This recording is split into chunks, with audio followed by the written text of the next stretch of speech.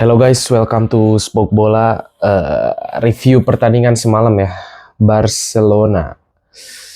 Seri lawan Internazionale ya 3-3. 3-3. Overall pertandingannya sangat-sangat ya pertandingan seru lah. Pertandingan seru.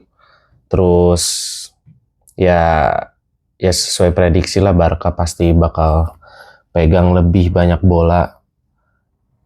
Di sana Inter lebih banyak ya nunggu serangan balik, counter. Kedua tim turun pakai pendekatan yang berbeda tadi. Terus Dumfries main. Terus siapa itu yang cedera ya? Pavard cedera. Paling ini belakang cuma diganti cedera. Ada Bisek sama wingbacknya Dumfries akhirnya main lagi ya guys. Terus ya kalau Barcelona pakai line up yang masih sama lah sama pertandingan terakhir mereka di final Del Rey kemarin. Masih Ferran Torres karena Lewandowski belum bisa main ya. Nggak tahu tuh katanya El Clasico leg kedua dia baru main. Entahlah, belum lihat juga tuh kapan Lewandowski main. Skor 3-3, gol cepat. Itu gol cepat. Banyak gol cepat ya di fase knockout ini. Menit berapa? 30 detik kayaknya itu udah masuk Dumfries ya. Barcelona kaget lah itu. Bener-bener dari kick off ya kurang lebih skema golnya sih mirip sama PSG kemarin lawan Arsenal, dimana mereka pakai ya pendekatan klasik aja di belakang. Main dulu bola di belakang, tarik pemain-pemain Barca ke depan, langsung kasih ada yang drop deep, langsung lempar twing ke Dumfries, ya udah Marcus Thuram good finishing di sana. Secara keseluruhan sih babak 1 ya itu 4 gol berarti ya, ada 4 gol di babak pertama. Inter Milan berhasil di 20 menit awal nyuri 2 gol. Ya. Terus lewat Dumfries sama Marcus Thuram.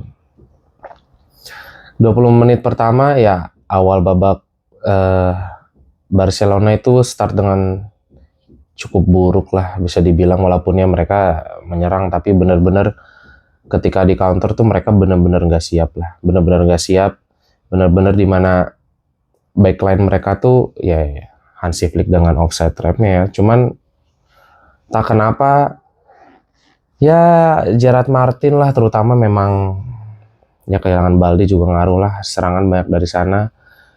Ya telat, benar-benar telat. Terus golnya Dumfries itu salto itu pure memang mostly dari 2 gol Inter Milan itu yang dari tendangan sudut yang mereka memang punya fisik yang jauh lebih unggul lah dari Barcelona gitu. Ya yang highlight banget di sini yang mainnya kayak setan nih Lamine Yamal anjir. Lamine Yamal gokil sih. Bocil 17 tahun, 100 caps tadi malam bener-bener babak ke-1 tuh bertahan sangat dalam ya Inter ya, bertahan sangat dalam. Jadi bener-bener ya kalau nggak ada pemain kayak Yamal ya susah mau bongkar. Kan coba kombinasi akhirnya Yamal skill individu lewatin 3 orang, boom, gila passing masuk gitu. Terus ya secara keseluruhan mungkin ya kalau bisa dievaluate itu dari sisi Inter Milan paling di babak pertama itu ya menurut gue dia bertahan terlalu dalam. Setelah 2-0 bener-bener numpuk. Akhirnya walaupun mungkin mereka juga bermindset ya udah gua main di Olimpika kan di Barcelona lah, sementara kan pakai Olympic Stadium. Ya udah gua udah 2-0 ya gua bertahan, tapi nggak bisa kayak gitu lawan Barca yang punya banyak pemain skillful, ada Rafinha, Lamine. Terlalu dalam itu ya kayak bom waktu lah mereka lama-lama ya. Lamine Yamal juga kan itu gol ketiganya shoot jarak jauh. Ya apalagi kalau terlalu drop deep tuh di babak pertama, ya pemain-pemain kayak Pedri tuh, kayak Lamine tuh punya waktu lah buat create gitu. Pedri dengan visi kecerdasannya bisa nyimpen bola di Rafinha tarik ke Ferran. Cuman Ferran ya di lain gol ya, kayak Lewandowski juga ya ngaruh banget lah. Lewandowski itu narik banget pemain lah, dia bisa drop deep juga jadi pemantul. Ferran di luar golnya ya terisolasi, nggak bisa apa-apa nih orang juga ya. Ya pemain biasa banget lah dari sisi kontrol teknik ya biasa. Kan 2 kali juga sebelumnya ya dia di awal tuh ada yang dia shoot juga melebar kan. Cuman secara ya walaupun sekarang Ferran juga lumayan oke lah akhir-akhir, cuman masih jauh lah dari Lewandowski mah. Gitu. Terus banyak pemain cedera juga sih kemarin ya. Lautaro tuh babak kedua udah diganti kan. Sama siapa tuh Lautaro diganti tuh sama siapa sih nomor 99 tuh? Oh, si Taremi. Diganti Lautaro terus Konde tuh. Bener-bener intinya kalau Barcelona nanti leg kedua kalau mau menang nih ya di Giuseppe, karena ini bener-bener 50-50 buat gue, bener-bener kayak ya benar-benar masih sangat mungkin probabilitas yang bakal melaju ke final tuh. Karena kalau segi permainan ya jelas Barca unggul, Inter yang dari 4 tim ini yang mungkin secara apa ya, secara talent, skill wise para pemainnya tuh paling paling bontot lah. Cuman mereka benar-benar punya punya apa ya, punya eh, kekompakan, punya kompleksitas dan struktur dari terutama bertahan ya, gokil banget lah gitu. 3-5-2 mundur, kalau bertahan mereka 5-3-2 kan. Di Marco sama Dumfries turun ke belakang, itu Yamal kemarin dihajar 3 orangnya masih bisa lewat anjir. Gokil anjing. Terus ya paling ya babak kedua tuh, ya babak kedua itu lebih apa ya, Inter mungkin nggak sedalam itu bertahannya. Mereka coba lebih nggak terlalu numpuk pemain di kotak penalti kayak babak pertama, karena mereka tahu ibaratnya nggak bisa tuh dikasih ruang berpikir pemain-pemain Barcelona terlalu lama gitu. Karena ya mereka tahu mereka terlalu dalam pun cari mati lama-lama gitu. Barcelona punya pemain-pemain skillful, punya pemain-pemain yang punya visi. Long shootnya Rafinha juga. Ada mereka lebih keluar, ya secara overall Barcelona itu gimana ya kemarin tuh. Mereka tuh nggak ada yang salah sih dari sisi nyerang ya. Ya emang sulit, gimana lagi lawan tim yang benar-benar ngandelin apa ya, mereka punya struktur yang sangat apa ya, sangat firm gitu, sangat compact banget, sangat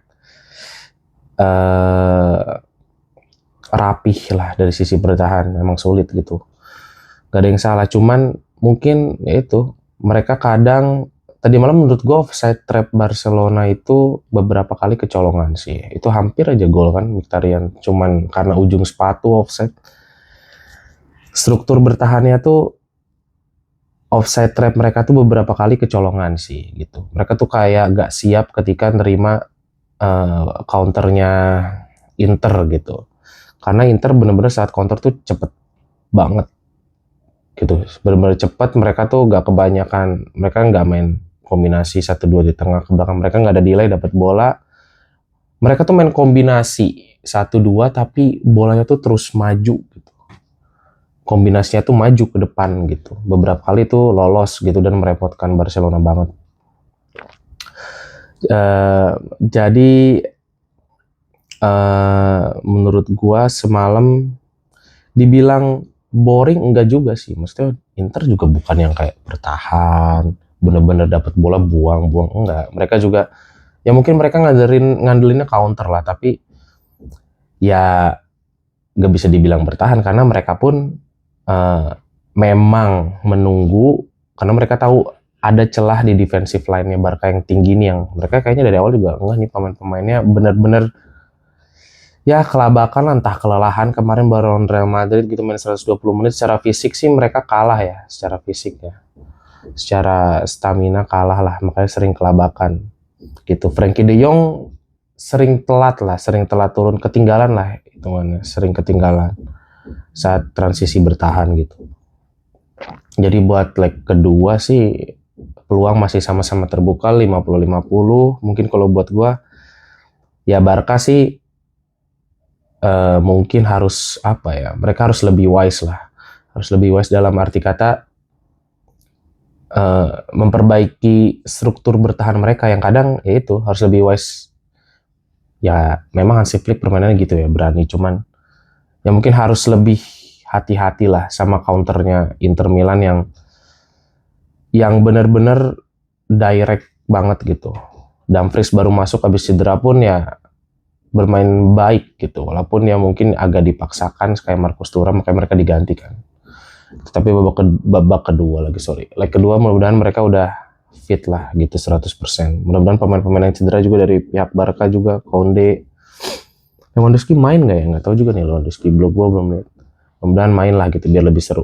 Jadi harus lebih wise lah dalam menyerang, jangan sampai lupa bertahannya gitu, karena ya itu mereka dari sisi counter press pun mereka benar-benar kalah lah. Dari distance coverage aja pemain-pemain Inter juga kan lebih jauh gitu dari statistik gitu.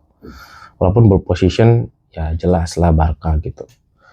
Terus dari Inter Milan sih apa ya, ya harga mati nih. Ini pemain kayak Lamin ini harga mati, harus dimatiin gitu, karena sekompak-kompaknya mereka ketika ada pemain kayak Lamin nih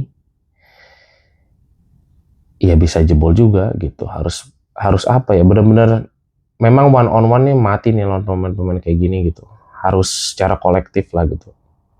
Terus secara intinya kemarin juga bertahannya Inter juga ya gak ada yang salah. Mereka juga benar-benar compact banget, cuman ya itu karena ada si Lamin ini anjir yang benar-benar ya percuma lu punya struktur yang kuat kalau ada pemain skillful yang bisa lewatin 1-2, hancur juga gitu pasti struktur bertahan yang udah lu bangun. Jadi gua harap di Milan nanti leg kedua minggu depan ya masih seru juga, mudah-mudahan banyak gol lagi. Tapi kalau menurut gua ini bener-bener nggak bisa diprediksi 50-50 karena ini sepak bola menyerang Paul yang benar-benar kuat banget lawan bertahan yang kuat banget gitu. Jadi tapi di sisi lain mungkin kalau gua harus milih prediksi gua ya gua berharap Inter sih. Gua berharap Inter bisa final. Mungkin Lamin nggak dapet harinya, mungkin hari itu gitu mereka bisa bertahan dengan baik lah gitu. Ya mau main kayak 2010 zaman Jose Mourinho ya it's okay, it's a part of football juga kan gitu, permainan defensif gitu. Ada seninya sendirilah kayak gitu. Paling gitu aja. Thank you yang udah nonton. See you di next video ya. Thank you. Bye.